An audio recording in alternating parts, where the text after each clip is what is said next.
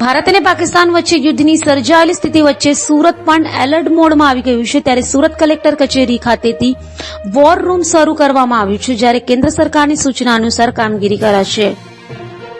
ભારત અને પાકિસ્તાન વચ્ચે યુદ્ધની સ્થિતિ વચ્ચે સુરતના અઠવા લાઇન્સ વિસ્તારમાં કલેક્ટર કચેરી ખાતે વોર રૂમ શરૂ કરવામાં આવ્યો છે, જેમાં અલગ અલગ જે ટીમો છે આ ટીમો દ્વારા દરેક ગતિવિધિઓ પર નજર રાખવામાં આવી રહી છે। ખાસ કરીને જે દરિયાઈ પટ્ટી પર વોચ રાખવામાં આવી રહી છે, જો શંકાસ્પદ વ્યક્તિ અથવા તો વસ્તુ જણાય તો તાત્કાલિક ધોરણે નજીકના જે પોલીસ સ્ટેશનમાં જાણ કરવા માટે પણ અહીં સૂચના આપવામાં આવી છે।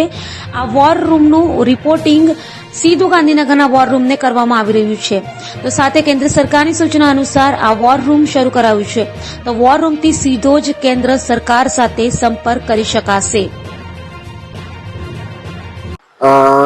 District emergency operation centre collector office Surat 365 दिवस 24/7 चालू होय छे અને તમામ ડિપાર્ટમેન્ટ સાથે કોમ્યુનિકેશન સાધનોથી સજ્જ હોય છે। અહીંયા સ્ટાફ અવેલેબલ હોય છે અને જે કોઈ પણ મેસેજ આવે એના અનુસંધાને જે કોઈ સુરક્ષાના ઉપાયો કરવાનો હોય છે, કોઈ પણ કુદરતી માનવ સર્જિત આપત્તિમાં તે અન્વયે કાર્યવાહી કરવામાં આવે છે।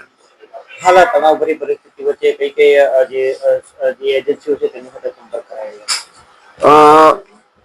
જે અમને સ્ટેટ ઇમરજન્સી ઓપરેશન સેન્ટર દ્વારા સૂચના મળે છે એ મુજબ અત્રેથી જે કોઈ એજન્સી સાથે સંપર્ક કરી શકાય એમની સાથે સંપર્ક કરી અને સુરક્ષાના યોગ્ય ઉપાયો કરવામાં આવે છે।